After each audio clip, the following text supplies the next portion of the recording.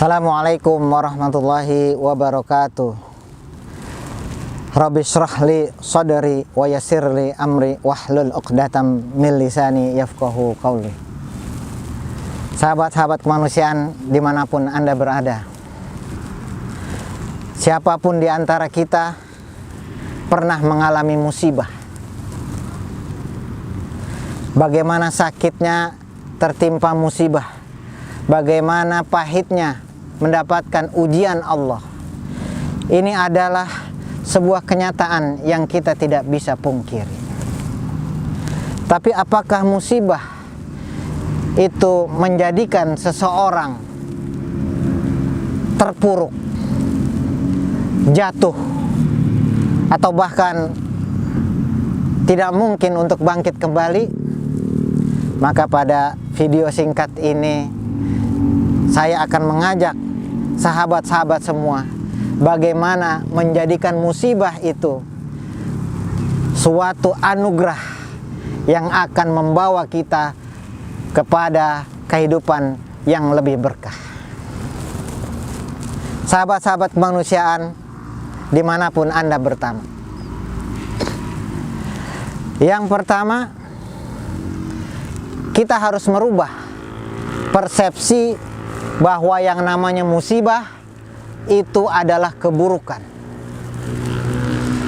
Allah Subhanahu wa taala menegaskan, wa asa an takrahu syai'an wa huwa khairul lakum wa asa an tuhibbu syai'an wa huwa syarrul lakum. Boleh jadi apa yang kita tidak suka itu ternyata lebih baik bagi kita di hadapan Allah.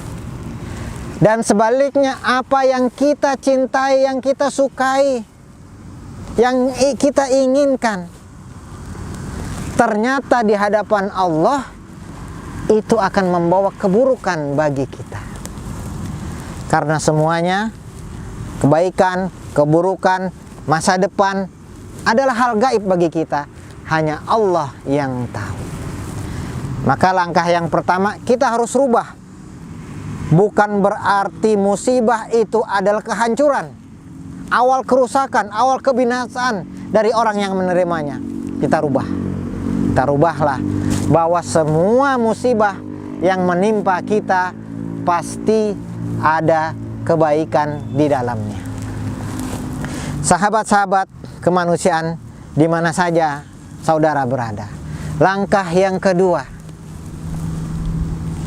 musibah bisa datang disebabkan oleh perilaku dan sikap salah kita di hadapan Allah.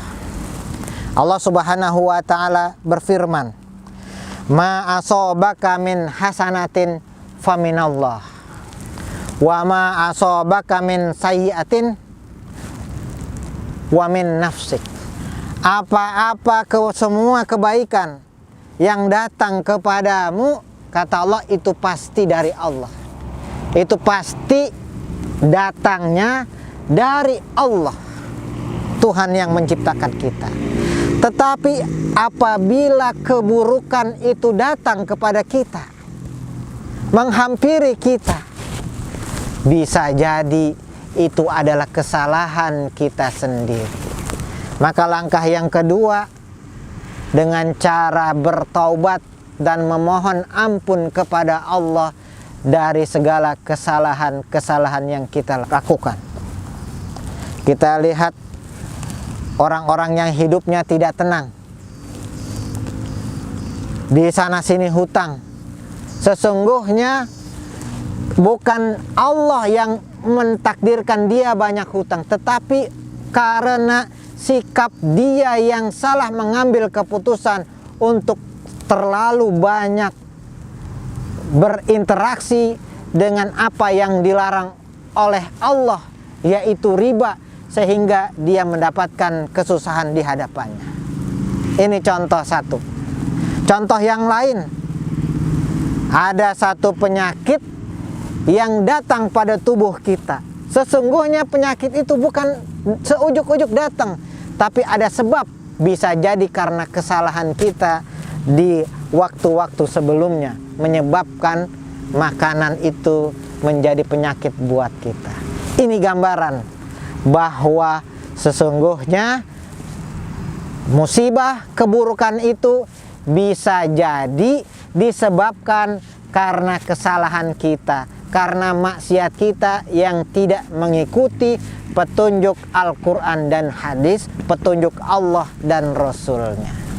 Sahabat-sahabat kemanusiaan dimanapun Anda berada. Yang ketiga, untuk merubah musibah menjadi anugerah, bahkan membawa berkah, adalah bersyukur. Kenapa bersyukur? Karena orang yang tertimpa musibah, dia mendapatkan energi negatif ke dalam dirinya. Orang yang mendapatkan musibah, pikirannya selalu negatif. Maka saat orang yang berada pada posisi negatif itulah diperlukan perubahan sebuah energi positif. Ketika orang yang sedang bersedih, hancur hatinya, dia ganti dengan bersyukur, maka pada saat itu pula kesedihannya akan berganti dengan sebuah kebahagiaan. Karena kesalahan dia ketika dia mendapatkan musibah, dia hanya fokus kepada musibah yang menimpanya. Dan dia lupa terhadap nikmat yang lebih banyak yang ada pada dirinya. Maka dengan bersyukur, dia kembalikan semua nikmat yang terhalang karena fokus dia kepada kesedihan menjadi ada. Maka disitulah energi negatif dirubah menjadi energi positif yang akan menghasilkan kebahagiaan dan ketentraman. Selanjutnya, kenapa kita harus bersyukur padahal kita sedang berada dalam musibah? Karena dengan bersyukur, Allah tunjukkan masa depan yang lebih cerah. Dengan bersyukur, hati kita terbuka, pikiran kita terbuka, sehingga masa depan akan tampak ada di hadapan kita. Orang yang tertimpa musibah biasanya sedih.